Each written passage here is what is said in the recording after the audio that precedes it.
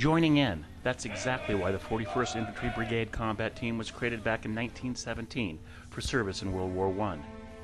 At that time, the 41st was a division-sized element formed from a number of neighboring states.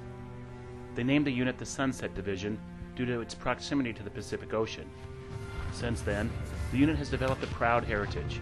The 41st was the first division sent overseas after the bombing of Pearl Harbor, the first division to be trained in jungle warfare, and they still have the longest deployment on record to date, 45 months of fighting the Japanese in Australia and throughout the South Pacific Islands.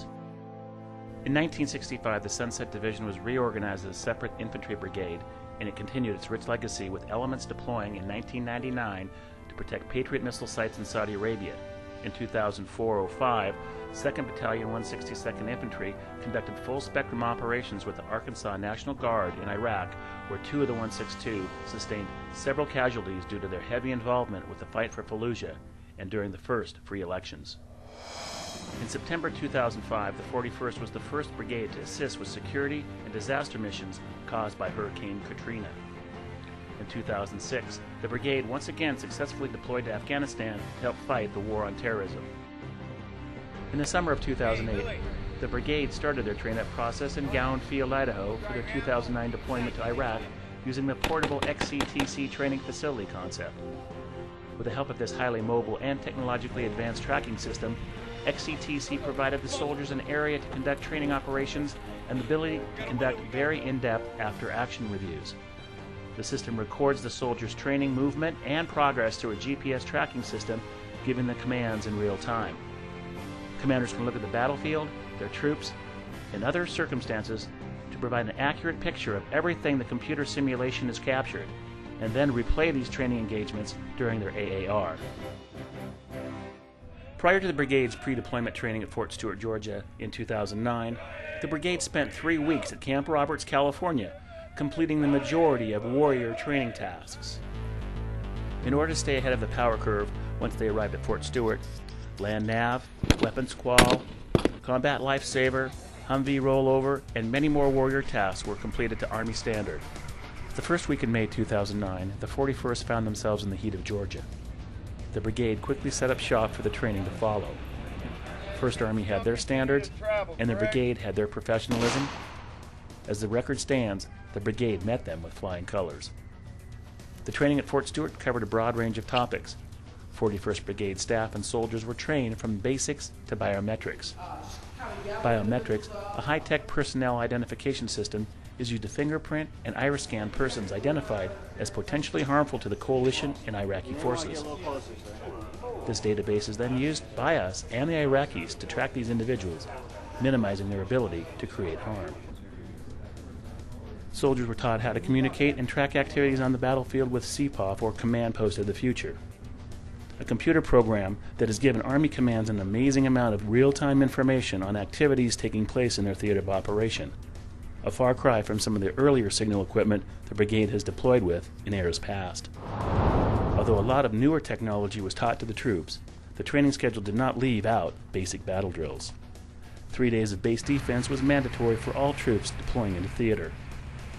Day 1 covered vehicle and crowd control techniques, deploying tire barriers, learning how to spray mace, and using a taser, while later that day, troops got to shoot the M203 grenade launcher loaded with riot control rounds. Day 2 focused on perimeter defense. Entry control points were their main focus. Civilians on the battlefield, also known as COBs, challenged the soldiers' ability to deal with stressful situations. COBs were brought onto the compound and searched, while the troops kept the crowds at bay. Although the troops were calm and professional, when rounds start to come in, things can get intense. Get down! Medic! Medic! We got man down! Medic! As the troops were tagged hit, their buddies had to get them out of the danger area. Here's where the earlier training comes in. The soldiers first evaluate the casualty, quickly administer first aid, and move them to the rear, all under simulated fire and the watchful eye of the evaluators. Tough training, yes, but worth it when there may be lives hanging in the balance. Day 3 of base defense was all about live fire. Soldiers manned towers, spending a good deal of time waiting. But as the enemy started to overrun the base, the Jungleers opened up, throwing down thousands of rounds. As the firefight continued, the Sergeant of the Guard and support personnel kept the ammo coming. A day many remember as exhilarating. Although the training at Fort Stewart covered the entire spectrum of combat-related events, there were many lanes that were of great importance to the task force.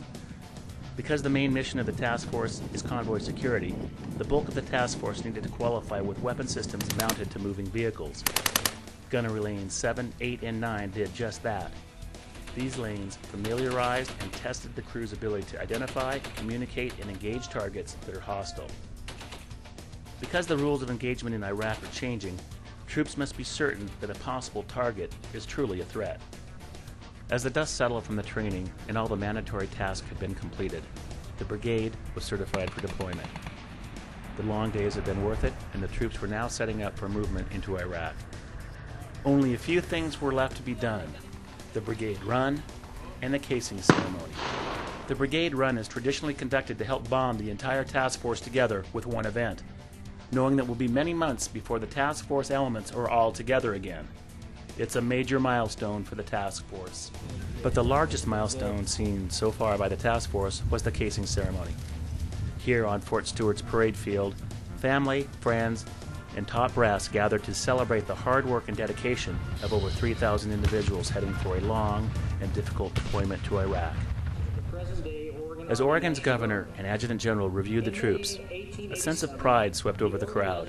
The crowd cheered, the general saluted, and what it means to be an American became a little more clear to everyone on that hot Georgia morning.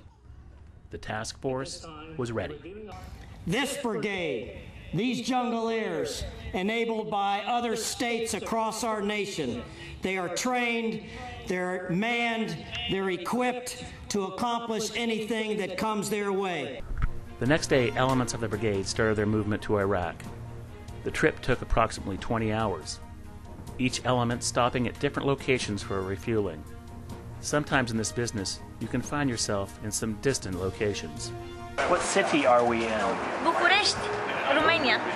Touching down in Kuwait was the first taste of the Middle East for many of the soldiers.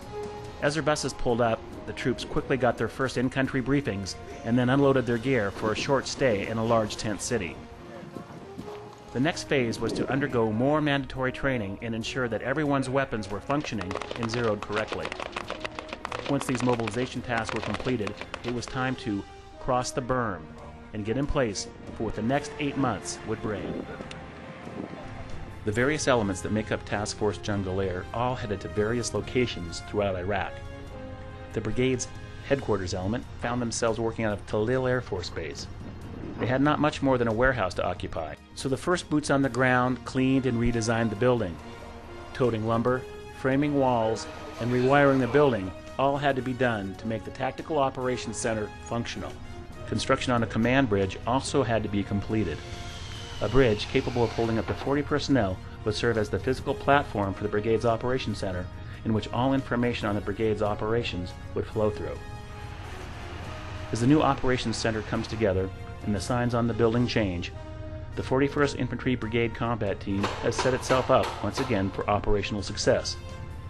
Although at this point more work has to be done, right seat rides need to be completed, and the operational control of assignments and duties must be finalized, there is little doubt that the handoff to the brigade will be smooth, and the brigade will tackle any challenges that this next phase of the deployment may bring. Reporting for the 41st IBCT Public Affairs, I'm Master Sergeant Tom Hovey.